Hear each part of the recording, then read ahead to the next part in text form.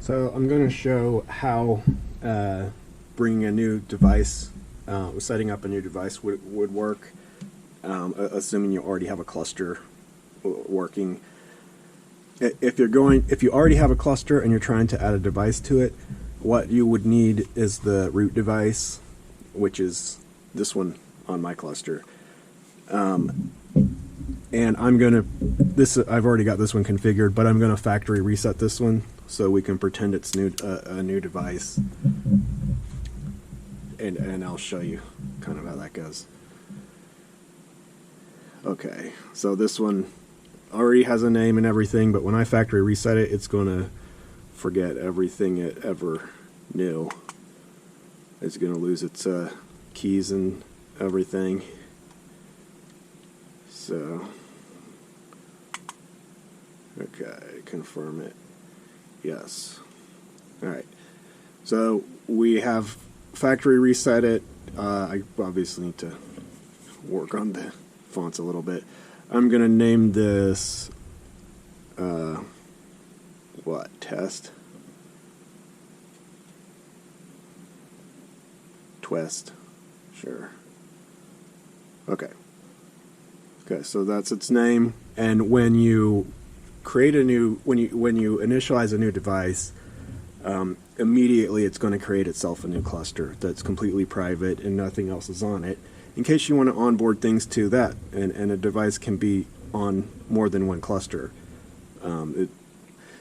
So I'm just going to, give it a stupid name because I'm not even going to use this cluster, really. I'll leave the frequency alone. And we should have it set up with a new cluster.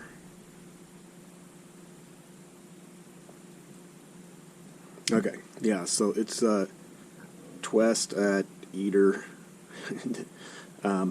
Anyway, that's not really what I want. I just want this new device that I named Twist to be part of this cluster.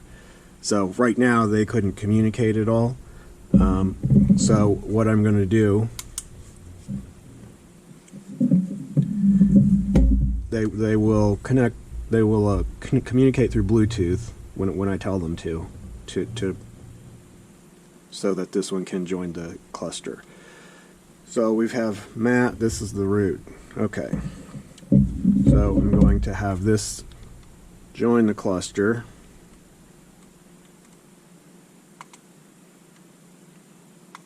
All right. So it's looking. I'm going to have this one on board because this is the root.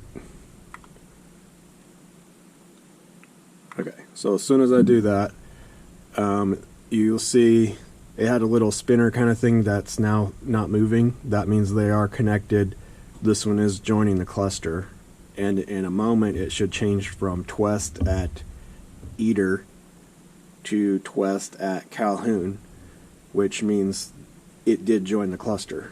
And it takes a minute because it's passing quite a bit back and forth through Bluetooth. Okay, so it trusted the device. This has joined the network. It should probably reboot itself. Yeah, there we go. Alright, so there we see now it's in the cluster. So if any device, for instance, I'll send a broadcast, and you can see it's getting it.